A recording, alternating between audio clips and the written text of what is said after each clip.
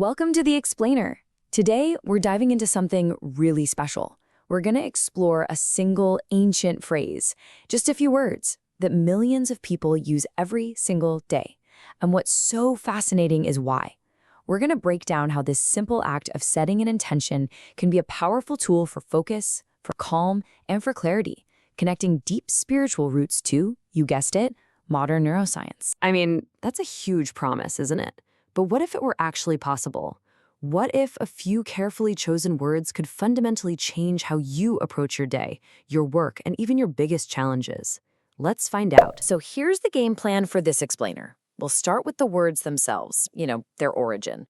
Then we'll see how they're actually put into action in daily life. From there, we dive into the science, what this is doing to our brain for focus and for calm. Then we'll look at it as an ethical guide before we tie it all together with 3 key takeaways. Let's get right to it. What is this phrase? To really get a grip on its power, we have to start with the words themselves. The phrase we're exploring today is the opening verse of the very first chapter of the Quran, known as Surah Al-Fatiha. You can think of it as a cornerstone. It's the statement that really sets the stage for everything that comes after. The phrase is Bismillah Rahim. It's a sound that's heard all across the world, recited by millions of people every single day, before they eat, before they work, before pretty much any action they take. So what does it mean? Translated, it's in the name of Allah, the most gracious, the most merciful. Now, notice the 3 parts here. First, it's an action done in God's name. And then it specifically calls on 2 of his attributes. Al-Rahman, which is this boundless universal grace for absolutely everyone, and Al-Rahim, which is a more specific, nurturing kind of mercy. So this makes it more than just a statement. It's an active invocation. Okay, so we've got the meaning down. But how does it move from a sacred text into a practical, everyday tool? This right here is where the idea really comes alive. You see it used for literally everything. Before a meal, it's a quick moment of gratitude. Before hitting the books, it becomes a call for focus. Before a long journey, a request for safety. It's even used before speaking, as a little reminder to yourself to be truthful and kind. It's a simple way to turn any ordinary task, from starting your car to booting up your computer, into a deliberate, mindful act. Now, for the part that I find absolutely fascinating. What's actually happening in your brain when you do this? We're about to shift gears from faith to physiology. Think about it like this. On the left, you've got your brain in its default mode, scattered, unfocused, kind of jumping all over the place. We've all been there. But when you consciously state an intention, like Bismillah, you interrupt that pattern. Neuroscientists believe this deliberate act helps to activate the prefrontal cortex. That's your brain's command center for focus and making decisions. It's literally like flipping a switch that tells your brain, okay, pay attention, this next thing we're about to do matters. And the result is sharper focus and, usually, better performance. So beyond just focus, this intentional act has a really profound effect on our emotional state. It's not just about getting things done, it's about how we feel while we're doing them. You can almost think of it as a physiological reset button. This simple, rhythmic act of reciting this phrase, even just silently to yourself, has a measurable effect. It helps dial down the sympathetic nervous system, that's our fight or flight response.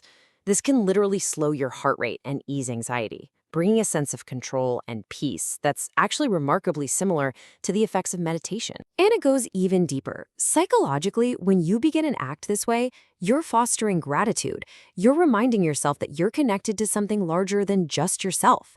And that feeling, it's not just an abstract idea. We know that practicing gratitude can actually trigger the brain to release dopamine and serotonin. Yep, the very neurochemicals that boost our mood and our sense of optimism. So it sharpens our focus, it calms our nerves, but there's one final layer to its power. And honestly, this might be the most important one.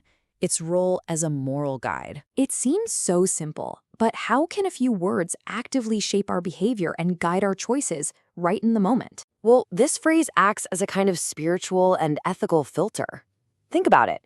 When you are about to do something and you consciously begin it in the name of God, you're almost forced to ask yourself, wait, is this action actually worthy of being done in His name? It creates an immediate internal check. It becomes very, very difficult to lie or cheat or harm someone when you just declared that your action is being done for a higher benevolent purpose. It's like having an instant accountability partner with you at all times. And this connects directly to what modern psychology tells us about motivation. People who feel a sense of higher purpose in what they're doing are consistently more resilient and more driven.